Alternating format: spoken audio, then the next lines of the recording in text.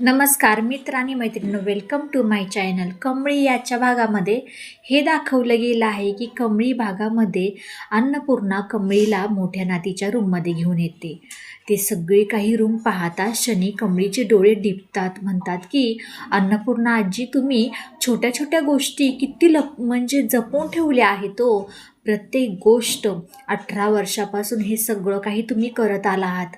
राजन म्हणतो, हो कमळी, फक्त आणि फक्त आईने हे सगळं काही तुझ्यासाठी केलं आहे. बघ ना, अगं तू पहिल्यापासून जेव्हा जन्मलीस तेव्हापासून हे सगळं काही आहे आणि आत्तापर्यंत आहे. कारण की तू चालताना, बोलताना, म्हणजे हसताना सगळ्या गोष्टी जे काही आपण म्हणतो ना, तसा हिसाबाने असं काही बोलत असताना तोपर्यंत अन्नपूर्णा आजी एक सायकल दाखवते. त्याला रिबीन वगैरे लाल कलरची लावलेली असते.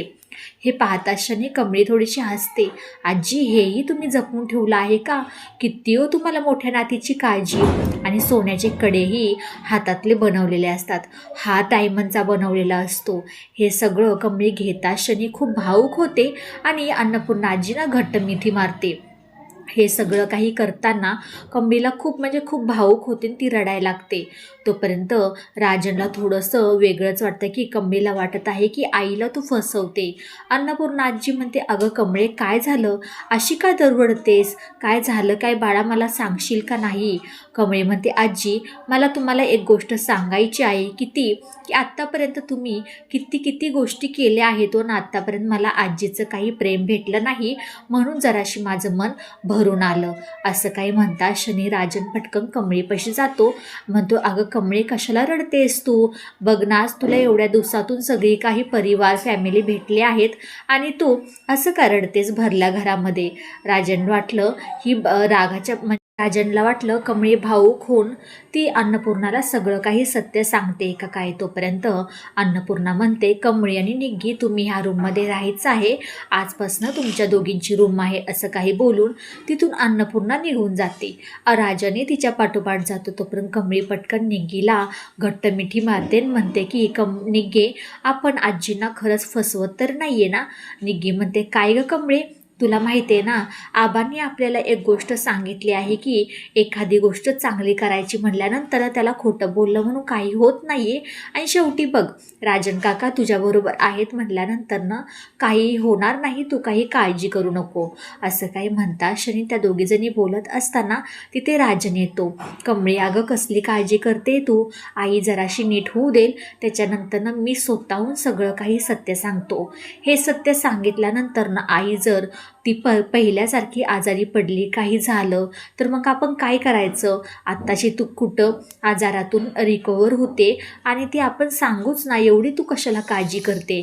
आणि तुझा ह्याच्यामध्ये कोणताही स्वार्थ नाही आहे, ते चांगलंच मला माहिती आहे. असं काही बोलत असताना राजांचं बोलणं कमळी ऐकते, थोडीशी शांत होते आणि परत इथे अन्नपूर्णापाशी जाते कमळी. तोपर्यंत त्या दोघीजणी बोलत असताना की ते श्याम येतो. श्यामला कमळी म्हणते, श्याम काका, तुम्ही बरे आहात का? तुम्हाला करंट लागला होता, काही त्रास वगैरे होत नाही आहे ना?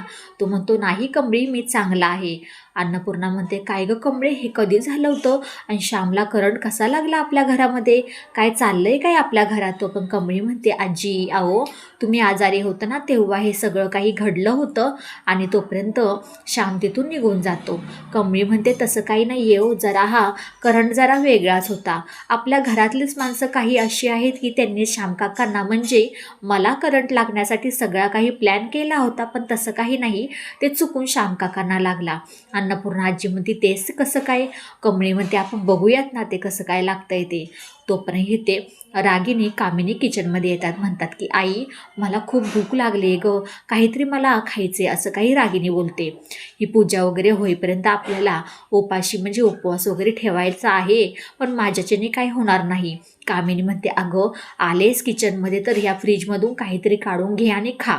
कोणी बघणार आहे? मी कोणाला सांगायला जाते, चला आपण दोघीही खाऊन घेऊया. रागिनी पटकन फ्रीजपाशी जाते, उघडणार तोपर्यंत त्याला टच करते.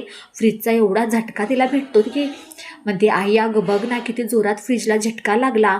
अरे बाळा, फ्रीजला थोडी म्हणजे करंट लागतो. असं काही म्हणता क्षणी कामिनीही तिथे जाते.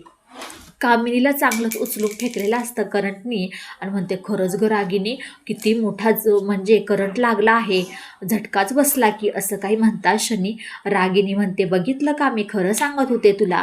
आणि ह्या दोघींचा आवाज ऐकतात शनी, अन्नपूर्णा, कमळी, निग्गी हे सगळे काही धावत येतात. म्हणतात की काय झालं काय झालं. त्या दोघीजणी म्हणतात की फ्रीजला करंट लागतोय. अन्नपूर्णा कमळी म्हणतात नाही नाही काहीतरी काय बोलताय तुम्ही. कमळी उघडायला जाते पण कमळीला काही लागत नाही, श्यामलाही लागत. कामिनी म्हणते असं कसं बरं, मला आणि रागिणीला तर लागला आणि असं कसं होऊ शकतं, आत्ता तर लागला होता मला. तो पण कमळी म्हणते आत्ता म्हणजे मला आणि अन्नपूर्णा आजींना नाही लागला आणि तुमच्या दोघींना बरं लागतोय ते, असं काही म्हणतात शनी. आणि काहीकडे मेकअपसाठी तयार होत असते. ही मॅड आजीना ओघत चांगली झाली आहे आणि चांगली होता शनी तिने पूजा वगैरे ठेवली आहे, हिला कळतं का नाही. आणि ती केस सुकवायसाठी हेअर ड्राय घेते आणि ते हेअर ड्रायला जशी टच करते तसा तिला करंट लागतो खूप जोराचा आणि ती ओरडते. तू परत इथे कामिनी, रागिनी सगळ्या काही तिघीजणी एकत्र येतात. म्हणतात की आमच्या तिघींना एकत्र करंट कसा लागू शकता, हे सगळं काही कारस्थान कमळीचं आहे. कमळी म्हणते ओ ओ कडू आजी तुम्ही काय बोलताय, ते माझं कारस्थान आहे, असं कसं बोलू शकता हो, तुम्ही बघितलंय का मला करताना. आणि जेव्हा मला करंट लागण्यासाठी तुम्ही सगळा काही प्लॅन केला होता तेव्हा तुम्ही कानाला दरवाजाला कान लावून ऐकत बसला होता. पण एवढं लक्षात ठेवा मी गरम पाण्याने आंघोळ करतच नाही, मी गार पाण्याने आंघोळ करते आणि चुकून श्यामकाकांना तो करंट निस्तरावा लागला, असं काही म्हणतात शनी. कामिनी, रागिनी थोडीशी अचंबित होतात. त्यांना काय बोलावं काय नाही अजिबात काही कळत नाही. आणि येणाऱ्या काही भागामध्ये अन्नपूर्णाने ठेवलेली असते घरामध्ये पूजा आणि त्या पूजेला बसायचं असतं कमळीला.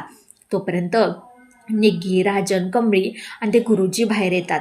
कमळी म्हणते गुरुजी काका मला तुम्हाला एक गोष्ट सांगायची, अन्नपूर्णा आजींची मोठी नात मी नाही आहे. असं म्हणल्यानंतर ना हे सगळं काही सांगताना अनिकाच्या कानावर पडतं. अनिकाच्या कानावर पडल्यानंतर अनिका म्हणते माझ्या मॅड आजीला ही कमळी फसवत आहे, मला तिला सांगितलं पाहिजे. ती पटकन कामिनी, रागिनीला सांगते आणि हे प्लॅन नक्की, ह्यांचा पुढचा प्लॅन नक्की काय असणार आहे आपण पाहूयात. व्हिडिओ शेवटपर्यंत पाहिल्याबद्दल खूप सारे मनापासून धन्यवाद. आवडल्यास लाईक, शेअर, सबस्क्राईब करायला अजिबात विसरू नका. चला भेटूया आपण पुढच्या व्हिडिओमध्ये.